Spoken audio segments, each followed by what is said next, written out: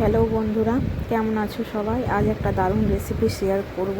দই চিকেন করেছিলাম, তো চলো স্টার্ট করছি। ফার্স্টে চিকেনটাকে ভালো করে ধুয়ে তাতে 1 চামচের মতো আদা রসুনের পেস্ট, গোলমরিচ গুঁড়ো, সাদা তেল আর সামান্য একটু নুন দিয়ে ম্যারিনেট করে 15 থেকে 20 মিনিটের মতো আমি রেখেছিলাম।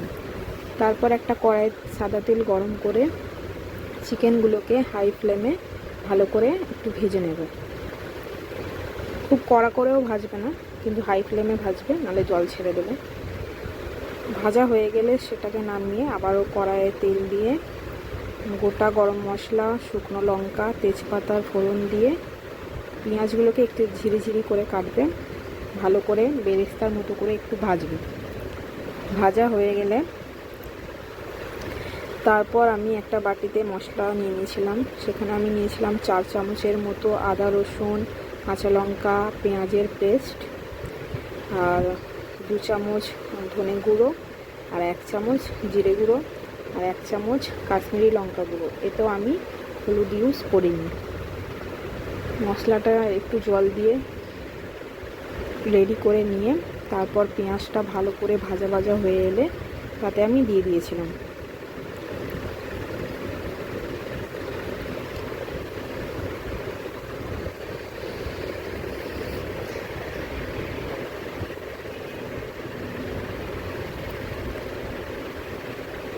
পেঁয়াজটা ভালো করে ভাজা হয়ে গেছিল, তারপর আমি মশলাটা তাতে অ্যাড করে ভালো করে কষাতে হবে।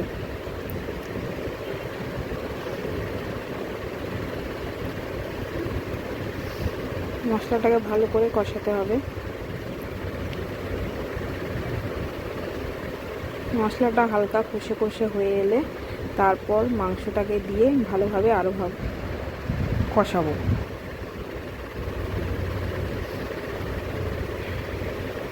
এখানে মিডিয়াম টু হাই ফ্লেম, গ্যাসের ফ্লেমটা করে কষাতে হবে। ভালোভাবে মশলাটাকে কষাবো। দই চিকেনের রেসিপি সত্যি খুব সুন্দর হয়, তোমরা করে দেখো। প্রায় মাঝে মাঝে আমরা দই চিকেন করে খাই। তারপর তাতে আমি স্বাদ মতো নুন আর চিনি দিয়ে দিয়েছিলাম।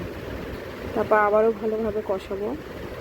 কষানো হয়ে গেলে এই বাটিতে আমি চালমগজ, একটু কাজু, একটু পোস্ত আর একটু কিশমিশ পেস্ট করে রেখেছিলাম, সামান্য, বেশি নয়। তারপর সেটাকে দিয়ে আবারও ভালোভাবে কষাবো।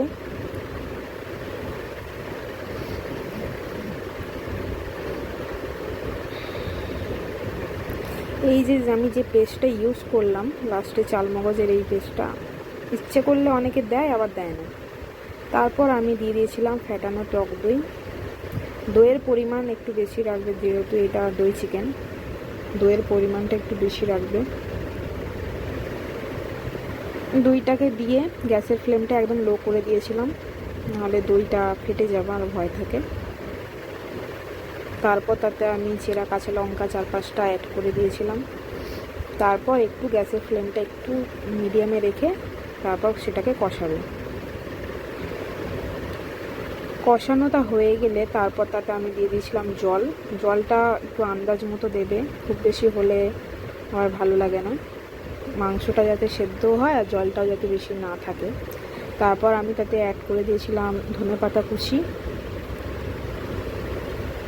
ঝোলটা একটু ফুটে উঠলে, একটু গ্রেভিটা একটু গাঢ় গাঢ় হয়ে এলে তাতে দিয়ে দিয়েছিলাম আমি 2 চামচের মতো ঘি, আর দিয়ে দিয়েছিলাম ভাজা মশলা। ভাজা মশলাটায় আমি জিরে, ধনে, শুকনো লঙ্কা, 2-3টে দারচিনি, 2-3টে এলাচ, একটা তেজপাতা রোস্ট করে নিয়ে গুঁড়িয়ে রেখেছিলাম। সেটা আমি আগেও বলেছি। ভাজা মশলা 2 চামচের মতো আমি অ্যাড করে দিয়েছিলাম। শুকনো হয়ে এলেই আমাদের দই চিকেন রেডি। ভিডিওটি ভালো লেগে থাকলে লাইক করে দিও। Thank you.